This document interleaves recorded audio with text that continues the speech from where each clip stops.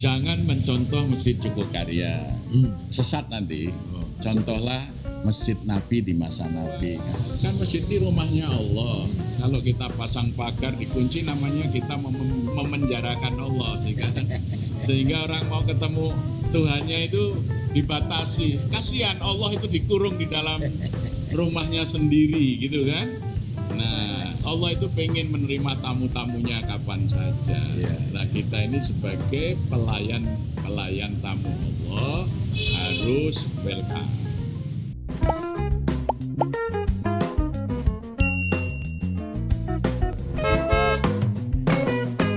Baik, terima kasih. Bismillahirrahmanirrahim. Assalamualaikum warahmatullahi wabarakatuh. Waalaikumsalam warahmatullahi Sahabat muda, kembali bersama Eri Sudewo.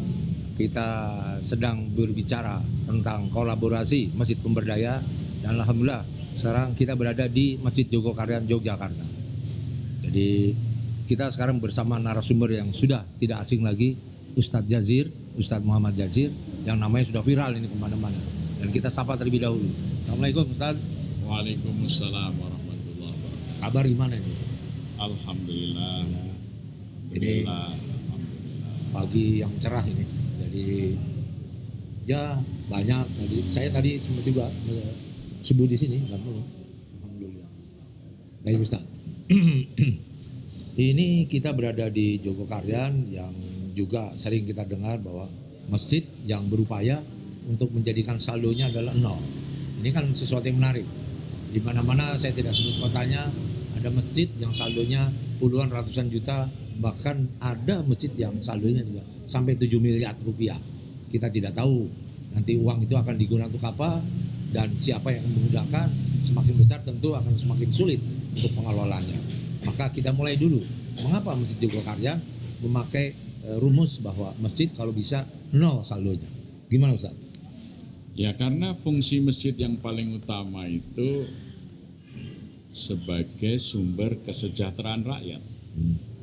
Insya Allah kalau rakyat sejahtera dengan pelayanan yang diberikan masjid, otomatis mereka akan merasa lekat. Mu'allakun qalbuhu bil masajid. Hatinya itu akan terkait di masjid. Seseorang tidak akan terkait di masjid hanya karena bangunan, tetapi karena fungsi-fungsi masjid yang dirasakan hadir di dalam persoalan kehidupannya. Oleh karena itu kelihatannya Ustadz tidak konsentrasi untuk mempermegah gedungnya ya. Bukan tidak konsentrasi, prioritas. Jadi di dalam surat Taubah ayat 17 dan 18 Allah itu memberikan gambaran tentang paradigma memakmurkan masjid. Di ayat 17 itu Allah mengatakan maka nalil musyrikina ayakmuru masajidallah syahidina ala anfusihim bil kufr ulaika habitat a'maluhum wa fil nari khalidun. Wa fin nari hum khalidun. Jadi Allah gambarkan paradigma orang musyrik di dalam memakmurkan masjid adalah bangunan. Jadi ketika Rasulullah hijrah ke Madinah membangun masjid Quba yang sederhana, membangun masjid Nabawi yang sederhana, membangun masjid Bani Salamah yang sederhana, orang-orang musyrik Quraisy mengatakan, loh Muhammad tuh ngapain jauh-jauh ke Yathrib, bangun masjid yang jelek. Kami di Makkah mengelola Masjidil Haram, lihat. Tidak, kami bangun dengan batuan andesit merah yang bagus. Artinya apa? Ketika pengurus masjid itu fokus pada bangunan, itu paradigma musyrik. Nah, dibandingkan oleh Allah, orang mukmin itu dalam ayat 18, innama ya'muru masajidallah man amana billah wal yaumil akhir wa aqamas shalah wa ata zakah wa lam yakhsha illallah. Jadi kalau orang yang beriman pada Allah dan hari akhir ngurus itu fokusnya 3, bagaimana memakmurkan masjid dengan jamaah sholatnya. Yang kedua, bagaimana membangun kesejahteraan jamaahnya sehingga jamaah itu bisa membayar zakat. Bukan menerima zakat, membayar zakat, menjadi muzaki bukan mustahik. Yang ketiga, semua kekhawatiran rakyat itu harus hilang dengan keberadaan masjid. Tidak boleh ada rakyat takut tidak bisa makan. Ada masjid pasti bisa makan, masjid akan urus. Ya, tidak bisa sekolah, urusin oleh masjid. Tidak boleh ada anak putus sekolah, ada masjid di situ. Tidak boleh ada anak putus sekolah, putus kuliah. Tidak boleh, mereka tidak bisa tinggal dengan nyaman, rumahnya bocor, rumahnya jelek, karena masjid akan memperbaiki rumah mereka. Gitu Ustaz ya. Nah, jadi itu adalah paradigma mengurus masjid menurut orang-orang yang beriman kepada Allah dan Rasulnya. Kalau ngurusin masjid, ngurusi bangunannya, itu paradigma orang musyrik. Iya. Oke Ustaz. Nah, tadi kalau kita bisa memakmurkan atau memberikan kembali kepada jemaahnya, mungkin bisa disebutkan contoh-contoh apa yang sudah dilakukan. Jadi sejak awal kita mengelola masjid itu, pendanaan masjid itu pada prinsipnya tidak boleh diambil dari infak. Kita mengikuti sunnah Rasulullah SAW bahwa Rasulullah itu mengurus masjid dan umat itu dari wakaf produktif. Maka ketika tahun 2003 kami membongkar masjid yang lama, dulu hanya ukuran 9x15, dan masjid sudah tua, maka masjid ini kami bangun menjadi 3 lantai. Lantai 1, lantai 2 untuk keperluan masjid, sholat. Lantai 3 itu untuk menghasilkan uang bagi masjid. Maka kita bangun kamar-kamar hotel. Ya, waktu itu saya tawarkan kepada mereka yang mau wakaf, satu kamar itu cukup 41.500.000, itu sudah kualitas kamar bintang 3 untuk hotel. Satu kamar. Pada waktu itu kan ada 13 ruang yang bisa dijadikan kamar. Ternyata ketika kita sampaikan yang merespon lebih dari 30-an. Ya, sementara kita tampung 13, maka semua kamar ada nama wakifnya. Nah, dari hasil orang menginap di hotel masjid ini yang ada di lantai 3 ini, dikurangi untuk bayar listrik, gaji karyawan, semuanya kita masih punya saldo bersih. Per bulan itu sekitar 40 sampai 50 juta. Maka seluruh infaknya ini untuk kepentingan rakyat, tidak ada yang untuk masjid. Itu ada kotak beras, itu infak, resik-resik masjid, ambulan, semuanya. Tidak ada yang satu pun untuk urusan masjid. Masjid ini dirawat, dikelola, dimakmurkan secara fisiknya dari BUMM, Badan Usaha Milik Masjid. Oke, itu yang dilakukan oleh Jogokarya. Tapi menurut Ustaz sendiri, kira-kira ketika masjid yang lain menggunakan infak sedekah, kira-kira seharusnya jangan, karena hak rakyat itu jangan diambil untuk bangunan. Nanti bukan masjid, namanya candi. Ya, kita sudah bisa belajar bagaimana dulu Sailendra itu membangun rumah ibadah yang bagus selama 92 tahun. Jadilah Candi Borobudur. Kebanggaan. Ternyata datang ya seorang ulama dari Persia, ya, Ali Tambo Al-Bagir, orang Jawa nyebut Syekh Subakir. Dia tidak bangun masjid, tetapi mengajari rakyat sekitar candi itu bertani yang baik, membuat irigasi. Umatnya habis masuk Islam semua. Karena strateginya beda. Candinya masih ya. Demikian juga Sanjaya membangun Candi Siwa di Prambanan yang dikenal Candi Prambanan. Datang kemudian seorang Ustadz datang dari Maroko, ya, Syekh Ahmad Muhammad Maulana Al-Maghribi. Dia mendidik rakyat untuk bertani sehingga orang menjadi makmur karena pertanian. Tidak bangun masjid yang megah. Orang Hindu masuk Islam semuanya, candinya sampai sekarang masih. Saya khawatir nanti kalau kita masih seperti itu, mungkinlah 20-30 tahun yang akan datang, orang datang ke Jakarta, ini dulu Masjid Istiqlal, ini dulu masjid ini. Sekarang hanya seperti candi itu tempat orang berwisata. Ya. Oke Ustaz, ambil lanjut. Ini pertama kali saya datang ke Jogokaryan mengkaget. Karena tidak seperti masjid-masjid yang lain. Bangunannya ya cukup menarik dan tidak memang tadi ada prioritas. Nah, sekarang kembali dulu ke asal. Di mana-mana masjid ini namanya Masjid At-Taqwa, Masjid Muhajirin, Masjid Istiqomah, dan ini kan namanya Jogokaryan. Ini kan di Indonesia mungkin cuma satu ini, masjid nama lokal tempat. Ya kita ini suka tidak mengikuti Rasulullah, jadi bahasa saya itu banyak lakukan bid'ah. Ini mohon maaf, ini guyon ya Bang, serius. Nabi itu membangun masjid di kampung Kuba, namanya Masjid Kuba. Nabi membangun masjid di tengah kota Yathrib karena beliau tinggal di situ, orang menyebut Masjid Nabawi. Nabi membangun masjid di utara Masjid Nabawi di kampung Bani Salama, ya namanya Masjid Bani Salama. Hanya di masjid itu terjadi pengalian kiblat, maka orang lebih mengenal kiblatain. Masjid yang dibangun Nabi Daud dan Sulaiman di Palestina karena jauh dari Mekah disebut masjid yang jauh, Al-Aqsa. Mana ada masjid diberi nama dan Nabi kecuali tadi. Makanya kita mengikuti sunnah karena ini di kampung Jogokaryan, ya namanya Masjid Jogokaryan. Jadi kita itu mengikuti sunnah. Oke, ya. Saya jadi langsung berpikir. Ini meskipun namanya Masjid Jogokaryan, tapi yang datang ke sini kan tidak hanya sekitarnya. Mungkin dari luar negeri juga. Kira-kira berapa banyak sudah itu Ustaz yang belajar untuk ke Jogokaryan? Ya alhamdulillah 7 bulan yang lalu ada imam-imam masjid dari Amerika datang ke sini dari organisasi Al-Islam yang didirikan oleh Muhammad Ali tahun 75.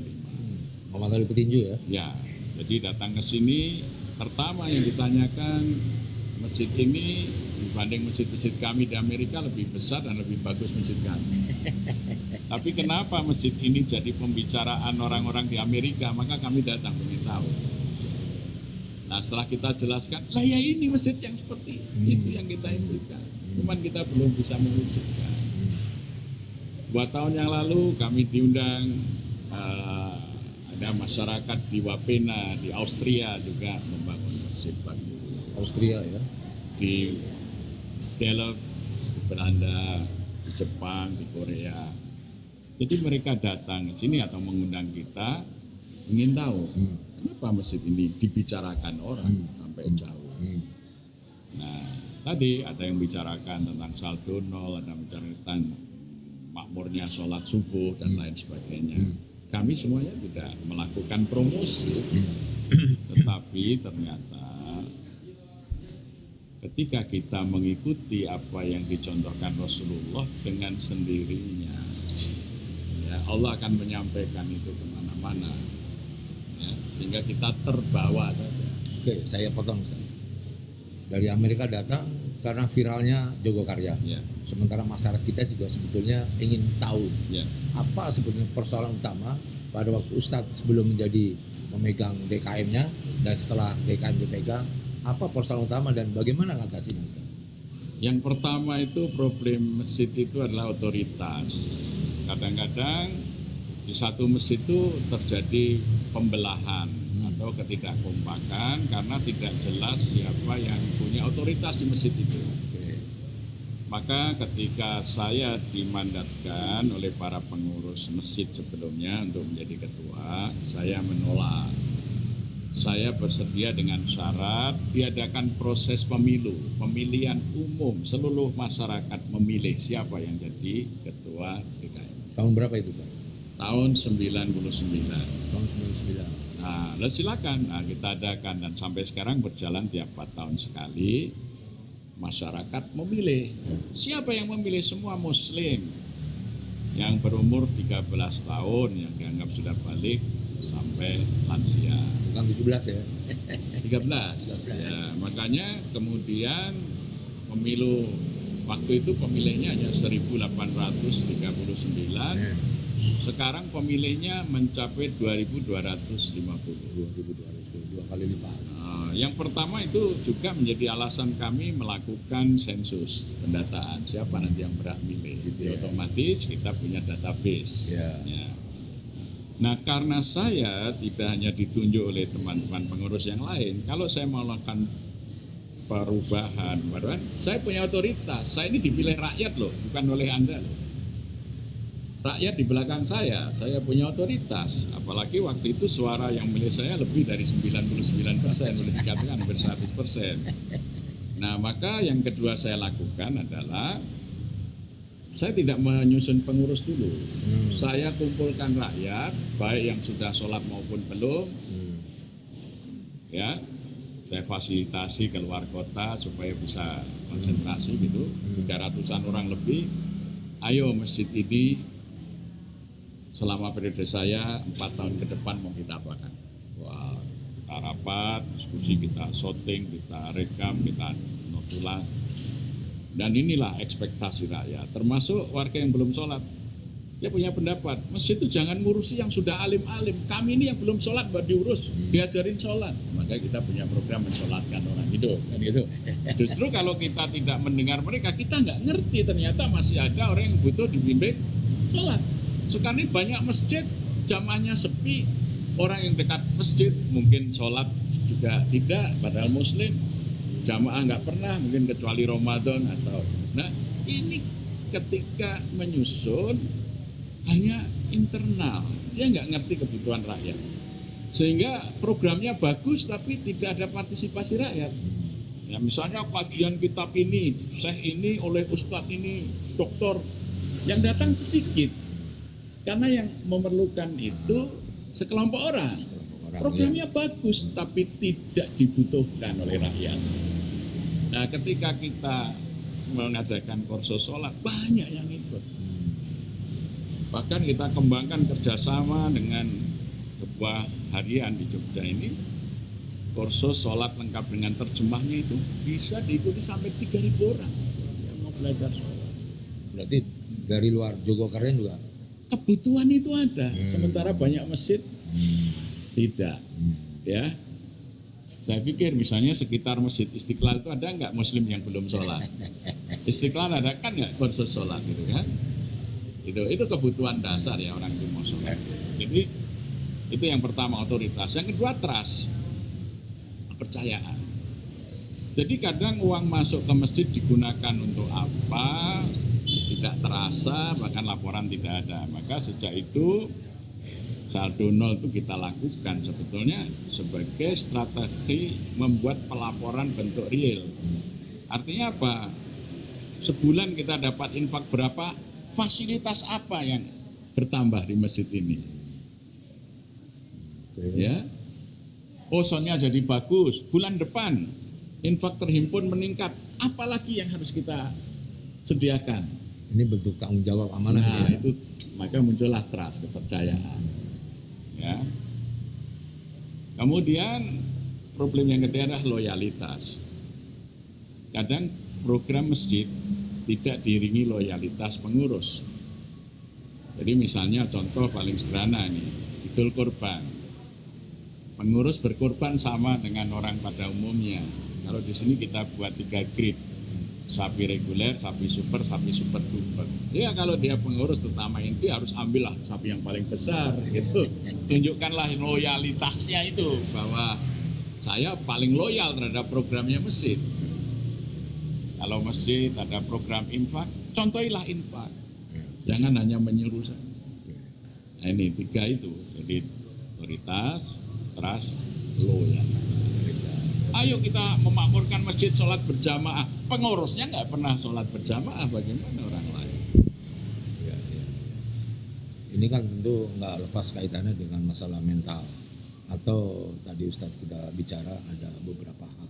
Mungkin secara ideologis, apakah pengurus-pengurus masjid memiliki kesamaan pemikiran?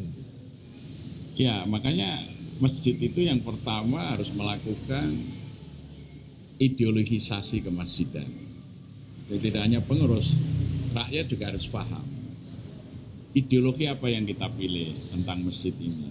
Nah, maka kita pilih masjid seperti masjidnya Rasulullah di masa Rasulullah.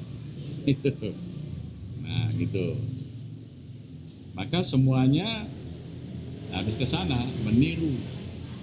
Ya, tadi dalam pendanaan kita niru dengan wakaf produktif. Gerakannya kita mulai dari sholat, karena rumus memakmurkan masjid itu sudah Allah berikan tuntunan dalam surah Ibrahim ayat 37. Jadi ketika Nabi Allah Ibrahim diperintahkan hijrah dari Hebron ke Bakkah, beliau langsung mengatakan, Rabbana inni askantu min dzurriyyati fi wadi ghairi dzar'in inda baitikal muharram. Rabbana liyuqimus shalah waj'al afidatan minan nas tahwi ilaihim warzuq ahlahum minat tamarat la'allahum yashkurun. Ya Tuhan kami, Engkau tempatkan aku dan keturunanku di lembah yang tidak ada air, tidak ada tanaman, tetapi berada dekat rumah-Mu yang mulia. Ya Tuhan kami, jadikan aku dan anak keturunan kan orang yang menegakkan sholat. Yang kedua, waj'al afidata minan nas tahwi ilaihim, dan gerakkanlah hati-hati manusia untuk datang ke tempat ini, ke Baka. Warzuq ahlahu minas samarat, berilah rezeki penduduknya ini bermacam-macam buah-buahan, la'allahum yashkurun, agar mereka bersyukur. Maka yang pertama kami lakukan, mengajari sholat yang belum sholat, mengajak orang yang belum berjamaah ke masjid, ya, supaya mereka senang ke masjid. Maka rumusnya adzan kita praktekkan apa? Hayya 'alas shalah, hayya 'alal falah. Ayo sholat ke masjid, ayo bahagia di masjid. Maka kita berupaya membuat orang ke masjid itu bahagia. Satu, tidak merasa asing.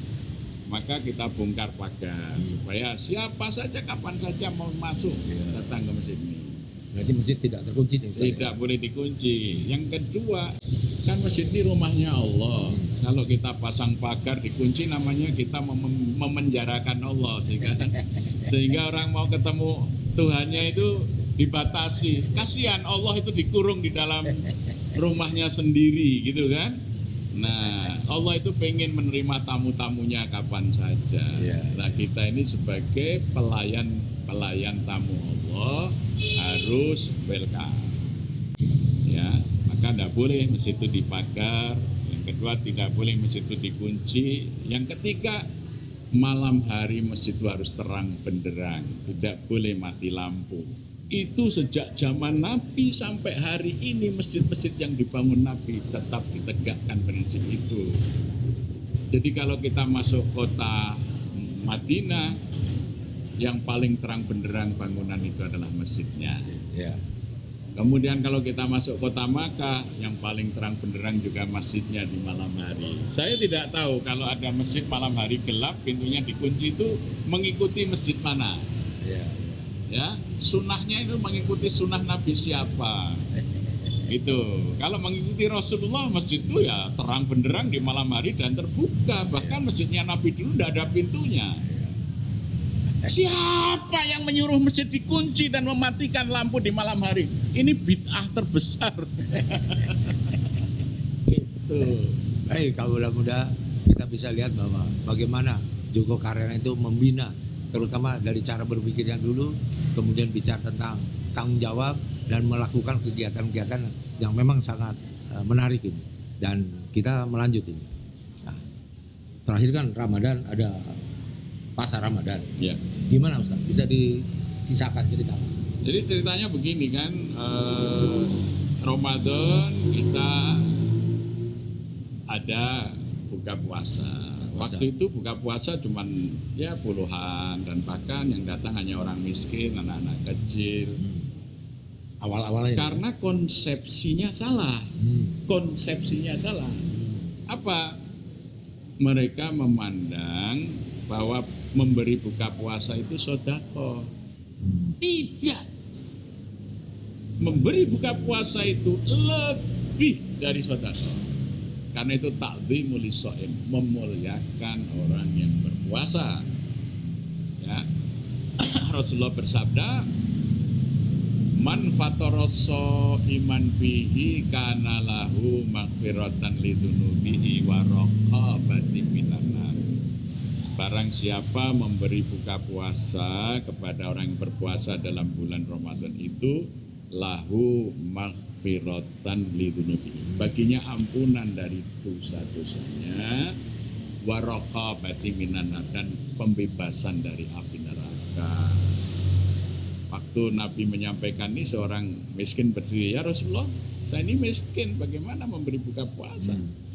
Nabi mengatakan, "Ambillah kebaikan ini, sekalipun kamu hanya bisa memberikan buka puasa syurbatin ma'in, sekedar seteguk air putih. au mada kotin labnin atau sehirupan laban susu, atau kamu hanya memberikan sebutir kurma karena besarnya keutamaan ini. Nah, artinya apa? Kalau dipandang buka puasa itu sedekah, maka orang kaya merasa tidak boleh menikmati buka puasa. Tetapi kalau ini takdimus lisoim, orang kaya diajak datang menikmati, orang miskin datang. Apa yang terjadi? Orang kaya itu lihat, oh kok buka puasanya cuma seperti ini, ada tambah uang, besok ditingkatkan yang bagus. Akhirnya orang kaya sampai orang miskin berhimpun di masjid untuk buka puasa, menunya akan meningkat terus. Maka akhirnya setiap sore tidak kurang dari 3.500 piring. Itu pun kita masih nambah nasi bob 300-an karena kurang, karena masyarakat datang di sini. Kurma ya 3.500 berarti sampai, wah itu sepanjang jalan itu orang makan bersama. Sholat maghrib itu sampai 5 gelombang bahkan. 5 gelombang. Ya, nah karena ramenya yang datang ini peluang. Maka warga kita ayo buka ini tahun sudah 19 tahun jualan. Mental pedagang belum ada. Pak, ini kalau buka mulai asar panas Pak. Kita belikan tenda. Masjid belikan tenda. Pak, kalau nggak laku gimana? Ya nggak laku Pak ke masjid, borong oleh masjid. Ternyata semuanya habis. Ya, maka 5 tahun pertama itu paling yang jualan cuman puluhan. Sekarang rebutan. 4 bulan sebelum Ramadan sudah berebut kapling. berarti kan masuk dari luar masuk. Kita beri kuota 70% warga, 30% pedagang dari luar. Omsetnya 1 bulan sudah lebih dari 7,5 miliar. 1 total. Ya. Total. Jadi kesejahteraan bisa muncul dari situ. Nah, kenapa? Karena yang datang ke masjid berbuka bukan hanya orang miskin. Iya. Nah, ini konsepsi. Kalau zakat konsepsinya hanya dipandang sebagai sedekah, maka yang akan datang ke masjid itu berbuka itu hanya orang-orang miskin yang merasa masih miskin. Nah, justru orang kaya itu yang lebih penting merasakan puasa, merasakan laparnya, merasakan bukanya orang miskin seperti apa, sehingga dia akan meningkatkan terus, sehingga nggak sampai hari ke-15 itu dana kita sudah berlebih, kita bagi ke masjid-masjid yang lain. Kita stop untuk penerimaan infaknya karena sudah lebih dari itu. Jadi apa disarankan bahwa infak boleh ke masjid tetangga atau bukan hanya gitu, yang sudah masuk ke sini pun kita bagi sampai ratusan masjid yang kita berikan karena saldonya ratusan juta untuk buka puasa saja. Jadi kaula muda disadari atau tidak disadari bahwa masjid Jogokarian sekarang menjadi hub. Jadi kalau di perusahaan ada corporate social responsibility, maka ini most social responsibility. Jadi tanggung jawab sosial dari Masjid Jogokarian. Nah, kita melanjut. Apalagi kira Ustaz yang program-program yang menarik yang bisa meningkatkan kesejahteraan? Yang diperintahkan dalam surat At-Taubah itu wa'atu zakah itu bagi jamaah atau rakyat itu membayar zakat, tapi bagi DKM bukan. Bagi DKM mensejahterakan jamaahnya agar berubah dari mustahik menjadi muzaki. Maka bukan masjid kalau tidak punya program pemberdayaan ekonomi, namanya musola saja. Meskipun besar, kalau tidak ada program pemberdayaan ekonomi jamaah, itu namanya musola besar, bukan masjid. Tetel aja itu pelangnya. Ya, maka waktu 2003 itu kita mulai program pemberdayaan ekonomi. Waktu itu muzaki kita hanya 19 orang, zakat mal hanya 5 juta 1 tahun. 1 tahun 5 juta. Tahun 2022 kemarin kita sudah punya 659 muzaki, zakat malnya 3,2 miliar. 80% muzaki dulunya mustahik yang kita berdayakan. Ya, itu 80% dari mustahik jadi muzaki. Bahkan muzaki yang besar. Muzaki yang besar, mungkin juga bisa mengalahkan muzaki yang sebelum-sebelumnya mungkin. Iya, benar. Jadi Itu sebenarnya tugas DKM, merubah jamaah mustahik menjadi jamaah muzaki. Itu waktu zakat. Maka uang masjid itu harus dihabiskan untuk kesejahteraan sehingga rakyat berubah dari mustahik menjadi muzaki. Mungkin ini sudah masuk jam-jam terakhir, ada pesan-pesan khusus Ustaz? Jangan mencontoh Masjid Jogokaryan. Sesat nanti. Contohlah Masjid Nabi di masa Nabi. Karena jaminannya laqad kana lakum fi Rasulillahi uswatun hasanah. Dan kalau kita meniru Nabi, kita itu akan dicintai Allah dan diampuni dosa-dosa kita. Ya, kul in kuntum tuhibbunallah fattabi'uni yuhibbukumullah wa yaghfir lakum dzunubakum. Maka sering orang datang ke sini, Pak ini kan masjid percontohan. Bukan, masjid percontohannya itu masjid Nabi di zaman Nabi. Mari bersama-sama mencontoh itu. Kalau mencontoh Masjid Jogokaryan bisa-bisa sesat nanti, tidak bisa dikontrol. Jadi kita pun mengikuti contohnya Nabi. Jangan berani-berani mengatakan contohlah masjid kami, tidak ada jaminan. Contoh itu ya masjidnya Nabi di masa Nabi. Masjid Jogokaryan bukan masjid model. Masjid modelnya adalah masjid Rasulullah di masa Rasulullah. Itu masjid model. Ya, kita meniru ke sana. Ya, nah, jadi ini jangan sampai keliru mau meniru Masjid Jogokaryan, jangan. Lebih besar, lebih baik, itu yang kita harapkan. Yang penting agar kita dicintai Allah dan mendapat ampunan. Niatilah mengelola masjid seperti Rasulullah dulu mengelola masjid. Masjid sebagai pusat peradaban, sumber kesejahteraan rakyat. Ya, itu yang kita jadikan tagline di sini. Masjid sebagai sumber kesejahteraan rakyat. Baik Ustaz, terima kasih. Jadi ini penting, pesan terakhir ini. Kita memang mengacu kepada contoh masjid di masa Rasulullah SAW. Tapi kita perlu ada praktek-praktek yang sudah dilakukan. Barangkali Jogokaryan tidak sesempurna apa yang dilakukan oleh masjid-masjid di masa Rasulullah, tapi ini menjadi sebuah praktek yang bisa kita, barangkali tadi pesannya juga yang terakhir adalah bisakah masjid-masjid yang datang ke Jogokaryan kemudian mengembangkan potensinya melebihi dari Jogokaryan. Ini kerendahan hati dari Jogokaryan, dalam ini adalah Ustaz Jazil. Masjidnya sudah viral kemana-mana dan luar biasa. Nah dengan seperti ini mencambuk kita agar kita bisa, yang pengelola masjid bisa berbuat lebih lagi untuk meningkatkan masjid. Terima kasih Ustaz. Ya, terima kasih. Terima kasih. Assalamualaikum warahmatullahi wabarakatuh. Assalamualaikum warahmatullahi wabarakatuh.